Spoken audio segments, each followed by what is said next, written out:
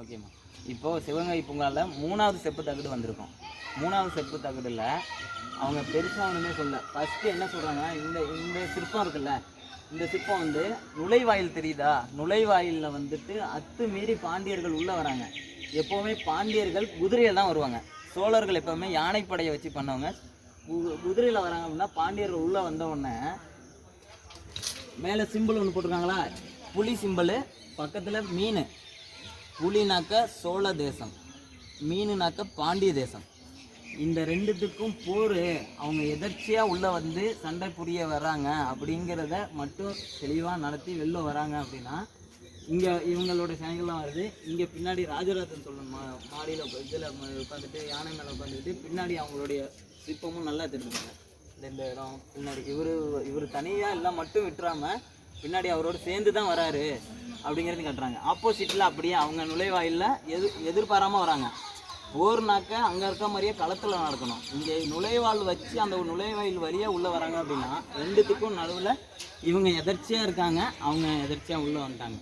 உள்ளே வரும்பொழுது போர் புரியுது. இதில் பெரிய விஷயம் ஒன்றும் இல்லை, இவரும் அப்படியே தான். இங்கே சிம்பிள் மட்டும்தான் போட்டிருக்காங்க, அதே போர் தான் இங்கேயும் நடக்கிறத மட்டும்தான் காமிச்சிருக்காங்க. இதை முடிவு அடையவே இல்லை. அங்கே முடிஞ்சது வரைக்கும் பாண்டியர்கள் வந்து உள்ளே வந்தாங்க. அவங்க அந்த ஓலைச்சுவடி மூலியமாக விஷயம் தெரிஞ்சதுனால உடம்பு சரியில்லாமல் அதை கேட்டு ராஜராஜ சோழன் சண்டை போட போய் அதே சண்டை இங்கேயும் தொடர்ந்து நடக்குது. புலிக்கொடி வந்து சோழ தேசத்துக்கு உள்ளது புலிக்கொடி, புலியை மட்டும் வரைஞ்சிருக்காங்க. மீன் வந்து பாண்டியர்களுடைய அந்த கொடி சின்னத்தை மட்டும் வரைஞ்சிருக்காங்க. அதனால இந்த செப்பு தகடில் வந்து மிகப்பெரிய விஷயம் ஒன்றும் இல்லை. அதே தான் இங்கேயும் சிம்பிள் வந்து அந்த காலத்து ரவுண்டு சிம்பிள் கொடுத்துருக்காங்க பாருங்கள்.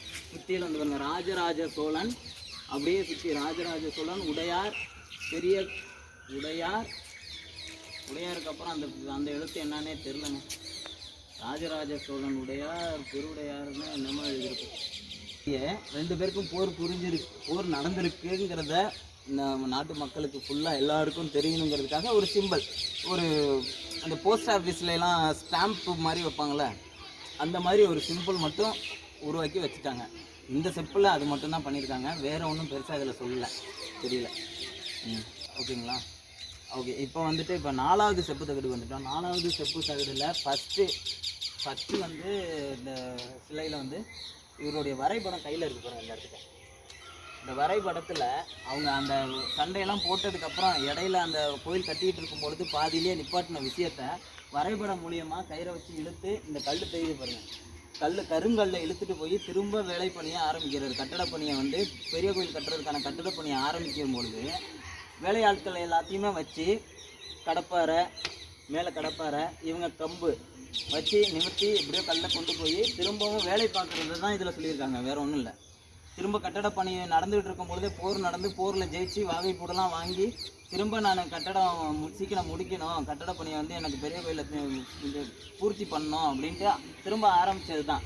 இவர் யானை மேலே உட்காந்துக்கிட்டு இந்த வேலை பண்ணுங்க அந்த வேலை பண்ணுங்கிறத தெளிவாக அழகாக சொல்லியிருக்காரு பாருங்க. அதை ஒரு மேஸ்திரிட்ட கொடுக்குற மாதிரி கொடுத்து வரைபடத்தை கொடுத்து இந்த அளவுக்கு பண்ணுங்கள், கட்டடம் கருங்கலை வாங்கிட்டு வந்து வச்சு இப்படி பண்ணுங்கள் அப்படி பண்ணுங்கன்னு அழகாக சொல்லியிருக்காங்க. முதல் சிற்பம், 2வது சிற்பம் கட்டட பணி, இவர் மேலே உட்காந்துக்கிட்டு சொல்கிறாரு இதை பண்ணுங்க அதை பண்ணுங்கன்னு வேலையாட்கள் வேலையை செஞ்சுக்கிட்டு இருக்காங்க. அப்படியே வந்தோம்னா இந்த பாருங்க, இந்த கல்லை தூக்கிட்டு போகிறாங்க, மண்ணை தூக்கிட்டு போகிறாங்க. ஒருத்தர் தீபம் பிடிச்சிக்கிட்டு இரவு பகலாக நல்லா வேலை பார்த்துருக்காங்க. தீபம் பிடிச்சிக்கிட்டு தீபம் எரியுது, கல் மணல் ஆளுங்க தூக்கிட்டு போகிற மாதிரி.